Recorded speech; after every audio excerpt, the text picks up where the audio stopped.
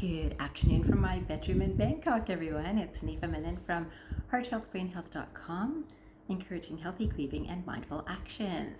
So this bedroom is in the hotel that I'm staying in right now, and as you know, this series of videos that I'm making is very specific or focused, I'll say, in on hospitality and the service industry, including healthcare. Service industry, of course, is majority of the things that we do for each other in this world. And today I thought I would talk about money, as I alluded to in the last video. It's time to look at money, which is something I don't talk about very often in these videos, yet I really feel is important to bring some attention to. And I thought I would start with first looking at some ideas or perhaps ideals that have come from different countries through generations of time. And the first one I'd like to start with is by, Thomas Jefferson. And this was from Americans' founding ideals in the Declaration of Independence, where many people know of this language, this all men are created equal idea, this equality, and the actual statement that holds this says, "We hold these truths to be self-evident, that all men are created equal, that they are endowed by their Creator and certain unalienable rights, that among these are life, liberty, and the pursuit of happiness." This is from this Declaration of Independence, and what wonderful, wonderful language and vision to be using at that time. And this was after a time of war where people were really understanding the value that each person brings, because sometimes very poor people were helping very rich people. Sometimes everyone felt very similar, that we're all not doing so well right now. So these sorts of ideas, and so creating this Declaration of Independence is such a beautiful thing. And of course, I've read some books that talk about this history and about how, because of that energy in that statement, and that's what the country was fed in terms of information and something to look up to, there was a lot of focus on God in that time, and again, the creator of one's choice. So we know that North America, so United States and Canada both, have really had a lot of history of Native Indians that have historically looked very well, respectfully upon the earth, upon water, upon the air, upon everything that allows our existence. And oftentimes, the older we go in our traditions, in mankind traditions, it's about trusting something outside of ourselves that we are glorifying, respecting, revering, praying to, meditating to, whichever. All of that, that's been part of our history in, I'll say, all over the world. And so even when I look at the United States, which today many people might think that, oh, there's no real religion, energy, or cultural basis of respect towards God or Creator or anything outside of ourselves, where it's become very selfish. And I will say the selfish energy has also influenced much of the world. Yet, I'm going to come back to this quotation also, which is actually from the Bible. So anyone who understands duality religion, so whether we think of Christianity, we think of Judaism, we think of Islam, we think of, even if we were to think of non-dual energies, you will see some of these same themes run through these. So this is a quotation from one person, or a part of the Bible that has been reflected on by this writer, this particular section of the Bible. This says, "There were no needy persons among them. Those who owned properties or houses would sell them, bring the proceeds from the sales, and place them in the care and under the authority of the apostles. Then it was distributed to anyone who was in need." Then it was distributed to anyone who was in need. This does not mean that people who made all that money, who gave this money to the apostles, were not in need. They obviously needed to make money to actually make more money. So let's say they were farmers, would need some money to be able to have farmland or to have working people with them. And remember this whole idea of there was no needy amongst them. This is where we started, and I would say that probably something very similar was happening with Native Indians at one point. And then I look at today, countries that this, again, is not because I've lived there, but I have heard that in some countries like Dubai, I'm going to say that Dubai is one of the places that I hear that this may be happening or was happening. Maybe it's the United Arab Emirates, maybe it's Saudi Arabia. I'm not specific about which particular place, and maybe it's all of it. But there was this whole idea of no citizen should be needy, and the same idea of each person should have a job, each person should have enough money to survive. Give it a number of years, and let's see that baseline is still there somewhere in the background, whether in North America, whether in Saudi Arabia, whichever, that baseline might still be there. And yet, do we see it in action? Do we see it in heart? Because first, it's this feeling in the heart that I'd like to help. And what I've been reflected on, this mind has been reflecting on, is the fact that we have changed individually, personally. That has changed in our families, and then it has changed in our communities. It has changed in our cities and countries, and then internationally. And this whole idea, what has changed? Why? We stopped actually thanking something outside of us, and it doesn't matter what we thank. We could thank even the friend, a human friend that has helped us get to a particular spot. We might do that momentarily, and then over time we get to this place, the human mind will, which will say, well, but I did all this work, so I'm the one who actually did the work, and yeah, they helped me way back then. So we become less respectful, less appreciative, less thankful. And this is what we've done with the idea of God. We've done this same idea, well, yeah, God has helped me somehow, but certainly I haven't noticed it for a while. Has been where a lot of people have moved into. Doesn't matter which religion, because what I'm seeing here in Thailand is the same thing I see in Canada. People who are religious or spiritual go and do their spiritual work in terms of maybe they go to a church, maybe they go to a mosque, maybe they read from scripture, maybe they go to a temple. Same thing that's happening here. And yet it's that time that somewhat there, and most of the time not really there. So what's this person wearing? Who's here? What are we going to eat while I'm here? All of that. Have I said all the prayers that I'm supposed to? Have I spoken to all the people I'd like? Does everyone know that I'm here? All of that same thinking is happening all over the world. And then it's less of a connection of I'm here out of gratitude for what blessings are coming to me in this life. So this idea has been lost, I believe. And again, when we think of non-duality, we think of this idea of there's God, there's the image of God, and I am that. This is Tattvam Asi in Sanskrit. And then that idea of I am responsible for the energies that come through this form. So now we come back to the individual or business. The individual might say, oh, you know what, my partner is driving me crazy, and I can't wait to get out of the house to go to work, and I totally look forward to work, so I work longer and longer hours, and I'm exhausted by the time I come back, and I don't even really want to speak to my partner, and they're usually asleep. This is happening also all over the world. And then we also look at there's favoritism. Wow, this in my workplace, if I speak to the boss, this gets me more favor. If I'm nice to this person at home, I get a bigger meal, whatever it is. This has happened that without even consciously realizing we're doing this, we are doing this.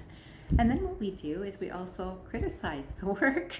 So many people will say that, oh, I had to work all day, and I went overtime. I got so much more work to do. I brought work home with me, and I just do this for the paycheck. I don't really like the work. So many people here and there, and there isn't this joyful, I'm doing this joyfully. I am doing this to make the money is what I hear here. I hear in Bali, I hear in North America, which changes the flavor and the essence of the money that comes from the work that we're doing. So then this quotation came up. It's by Adam Smith. It says, labor was the first price, the original purchase, money that was paid for all things. It was not by gold or by silver, but by labor that all wealth of the world was originally purchased. Labor.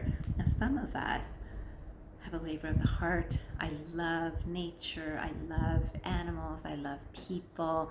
I love many things. So that's labor of heart. I love knowing that I can help people feel uplifted. I love that feeling of psychological comfort that I can have in myself that I can also give to others. That's that labor. There are other people who are physically strong that have this labor that they can provide to other, that there is a physical strength, whether they're building things, whether they're creating things, they're physically, that's a different labor. And this was the labor that was used like money, that I will do this for you because I can, and you can do this for me because you can. It wasn't so much a bartering at that time. It was definitely, oh, you know what, I'm free, I can do this, that energy. Then it became, okay, now I've done this, what are you doing for me? And then I started comparing, well, but mine is more important. I studied for longer than you. I should make more money than you. This is worth more than what you do for me. All of that started. Now this happened on the individual level, personal level, moved into our workplaces where it's like, well, which position are you at? How many years have you been here? How many years have you worked before this time? I start judging you even as I'm interviewing you. All of these things started becoming more and more important. We lost the essence of what's really important. Is this person joyful about the work that they're doing because they can do it? Are they adding joy? Because that's something that money can't buy. It can buy this awareness of, wow, we have an employee who's going above and beyond in the ways that they can the best to provide the best for our company. And as that provides the best for our company financially, that also provides the best energy to our company because we feel good when we're doing good. When we see smiles on the faces of the people that are here in healthcare or hospitality, this is us doing good. This is what we're doing. Because why? We're starting with that root of everything that comes to us is by some divine nature anyways. Highest person on the ladder and the lowest person is getting the same blessings from something that is helping us all.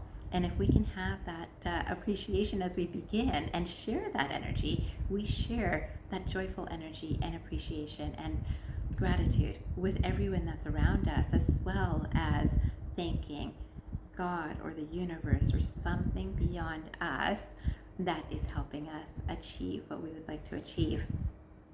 I thought I'd read a couple other quotes that matches this idea of money and this feeling that people feel that, you know what, if someone's earning money, they can't be a good person. They've got to have done something not so good to make that much money. And believe me, I've been guilty of thinking of this sometimes. When I see a very young driver on the road in a Lamborghini, and I love that car, and I see someone driving that, and it looks to me like a teenager, but maybe more people look like teenagers to me today.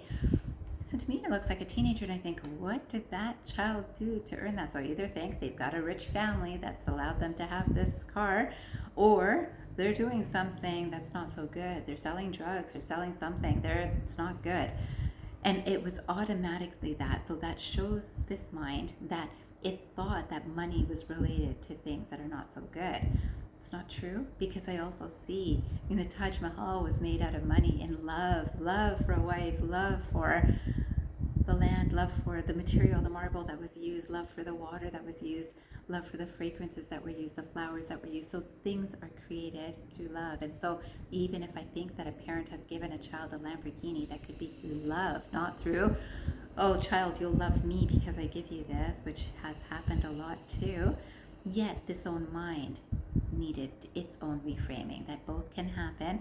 And there's a lot of love that is put into things that are created. I know this for myself. When I created a health retreat, it was from loving to help people in a beautiful space and knowing that people would not have to go to a foreign country when they were very ill to heal close to their healthcare practitioners in a space that I could create for them. And what a wonderful feeling. Yet, if people who knew me when I was just starting off as a student or just starting off in practice, they would have thought, wow, she's got a lot of money. She's got money to waste, and she's got a heck of a lot. She's doing very well, and I wasn't. But I can tell you what was doing very well was my heart and my generosity, and those are godly given divine blessings. And again, whether I say God or the universe or something, there is an energy that flowed through me at that time that was so determined. And yet, I came across this quotation, which says, not all good works can turn a profit, but profits can be directed towards good. Not all good works can turn a profit, but profits can be directed toward good.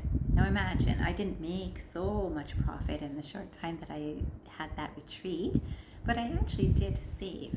And even in generous times, after actually being very generous in a relationship and being very generous in terms of client care too, in terms of making sure my clinic spaces, all the clinic spaces that I created, took a lot to fund, to actually pay for furniture, anything else. And anyone who's a business owner knows these things, that you can choose the things that, we'll just get by. A desk is enough. Well, I really like the visual. I really like that, but the desk should match this bookshelf, and this should have some flowers on it here. So I was very aesthetically inclined, and not only for myself, but for anyone who would walk through the doors.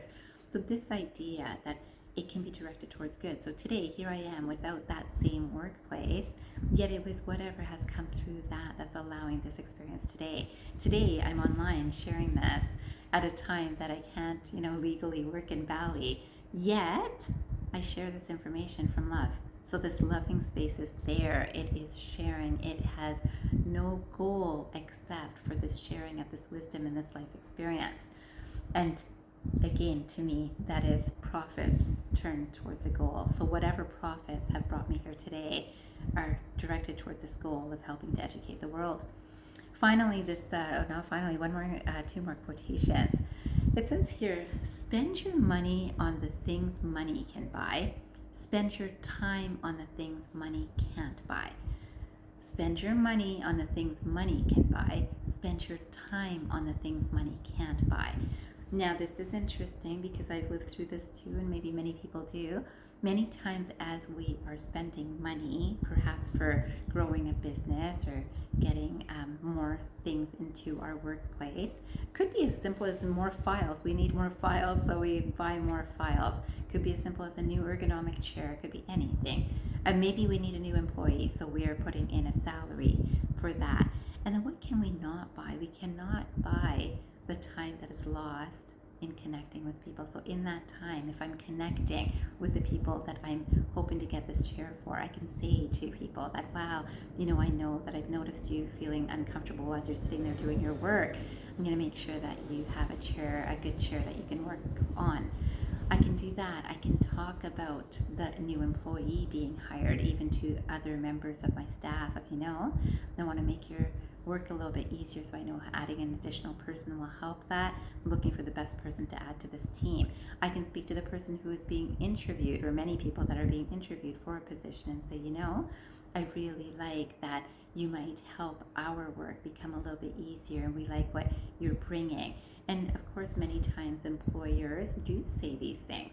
Most of the times the employers only say that to the person hired, and probably only on the first or second day or after achievement by that employee.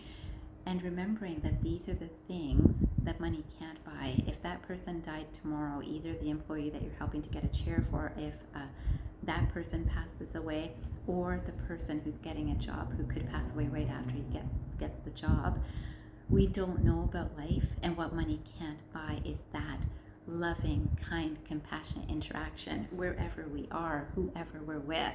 And then that means that if we're spending more time at work, are we bringing enough energy back home for the things that money can't buy? Because money cannot buy that time that is being lost from the family when you're at work. So when you come back home, are you spending as good energy there? Or are you saying, oh, all of my best energy was at work? Because again, that has happened to me. I know how easy it is. And yet, if our best energy is refueled at work, we come back with that energy. If I am at work resentful about, oh, I had to speak to this person or that person, I don't like this about that job and all of that, we bring that home. So be mindful about what energy we are bringing, because there is some things that money can't buy. Then I wanted to finish with this quotation because, again, I want to bring some divine energy back into this. And you know that I will use God, or I will use the universe, I will use an unseen force, all equally. This one uses God, and I want us to understand that it's all, again, the same energy. It says, when God blesses you financially, don't raise your standard of living, raise your standard of giving. When God blesses you financially, don't raise your standard of living, raise your standard of giving. And let me tell you, I love this. This is what I believe allowed nations to become strong. When we look at it geographically, we can see that countries did really well when they had this thought in their minds. When we go into that space of I don't have enough, as in this human form doesn't have enough, my company doesn't have enough, we go into the I don't have enough, that's not a God energy. It's no longer thanking the universe or God about I know what I need is already here. I bless you and I give gratitude to you. I am respectful for you. I am appreciative for everything that is already here and everything that's still coming. When we get out of that awareness, we move into there's not enough. I won't have enough for rent this month. I won't have enough for food this month. And we all can do this sometimes, and we all go through good times and not such good times. That faith in something unknown that helps see us through, that's the part that I'd love us to remember, because again, we're in these countries that have good foundation for ethics and morals and spirituality. And if we lose that, we're losing something that money can't buy. Today, I hope that we will all regain those energies by a conscious decision to remember, reflect, accept, acknowledge, revere, have gratitude for, and enjoy fully every gift that is coming from the universe to us, and let us give back by this energy of love, appreciation, compassion, and gratitude for divine energies coming through everything that we see around us and that we are ourselves. I wish you a fabulous day or night ahead contemplating these thoughts and ideas, and I hope if you have any reflections on them, and certainly hopefully any positive reflections, please write them under this video, and know that this is truth, and every religion, every culture, every spirituality knows this truth. Let us act by it. I wish you a fabulous day or night ahead, and I hope you remember, transform your mind and transform your life. Have a good day or night, everyone.